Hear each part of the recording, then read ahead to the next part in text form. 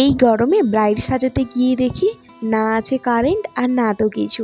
তো সেরকমই একটা স্টোরি তোমাদের সাথে শেয়ার করব কিভাবে আমি এই গরমে ব্রাইড করলাম। Hello everyone, welcome back to my channel. আশা করি সবাই ভালো আছো, আমিও ভালো আছি। আজকে তোমাদের সাথে একটা ব্রাইডাল ব্লগ শেয়ার করব। সকাল সকাল রেডি হয়ে যাচ্ছিলাম ব্রাইডের লোকেশানে।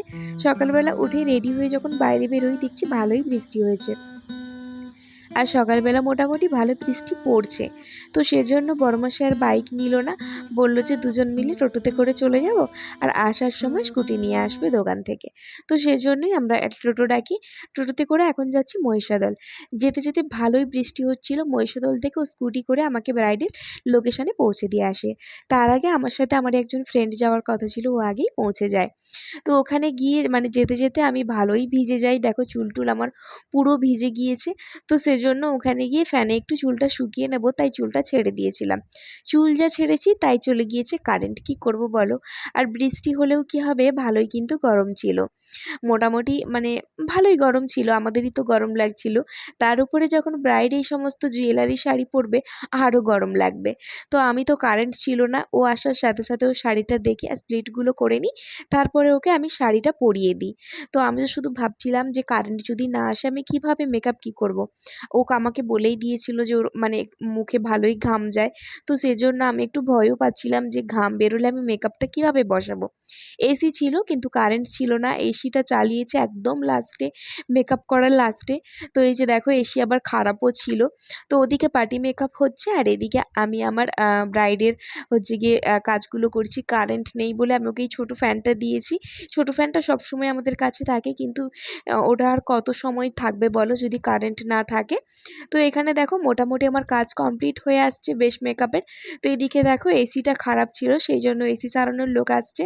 আর আমার রুম যেখানে সাজিয়েছিলাম অনেকজনই ছিল। গরমে আমারই অবস্থা খারাপ হয়ে যাচ্ছিল, তাহলে ব্রাইডের কি হচ্ছিল সেটা ভাবো। অনেক কষ্ট করে এসিটা সারায়, তারপরে একটু ঠান্ডা হওয়ার পরে রুমটা আমি এখানে মোটামুটি মেকআপটা কমপ্লিট করে এখানে জুয়েলারিগুলো সেট করে দিচ্ছি। আর আমি আমার নর্মাল ফোনেই আমি ভিডিওটা করেছিলাম, কারণ আমার ফোনটা একেবারেই ক্যামেরা ভালো নয়। আর পুরো ওয়ালটা সাদা ছিল, ব্যাকগ্রাউন্ডটা খুব একটা ছিল না। তো যাই হোক, মেকআপ লুকটা কেমন হয়েছে তোমরা অবশ্যই কমেন্টস করে জানিও।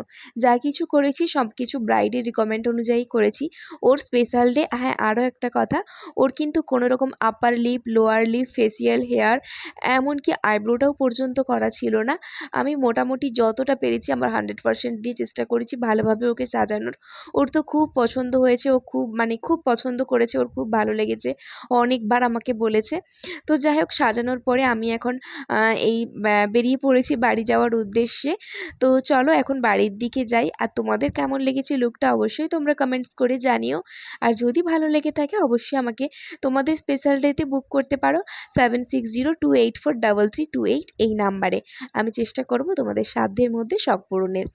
তো কেমন লেগেছে কিন্তু অবশ্যই কমেন্টস করে জানিও। আর হ্যাঁ, তোমরা যারা ব্রাইড সাজবে তারা কিন্তু অবশ্যই upper lip, lower lip, facial, hair, eyebrow এগুলো রিমুভ করে রাখবে। কারণ সত্যি কথা বলতে এই গরমে যখন গিয়ে দেখি যে ব্রাইডের আইব্রো করা থাকে না, আপার লিপ থাকে না, খুব প্রবলেম হয়। ওর ফেসে কিন্তু ভালোই লোম ছিল, ভালোই হেয়ার ছিল, যেগুলো মেকআপের পরে কিন্তু মোটামুটি ভালোই বোঝা যাচ্ছিল। আমি ওকে বারবার বলছিলাম তুমি যেহেতু বেশি ঘামো সেহেতু কিন্তু এই সমস্ত লোমের গোড়ার থেকে ঘাম বেরোতে পারে। তো ও বলেছিল দিদি কিছু করার নেই, আমাদের তো এগুলো করা যাবে না, তুমি যতটা পারো সেভাবে করে দাও। তো যাই হোক আমি করেছি। আর তোমাদের কেমন লেগেছে কিন্তু অবশ্যই কমেন্টস করে জানিও। ব্রাইড সাজানোর পরে বাড়ি চলে এসেছি, চলো টাটা।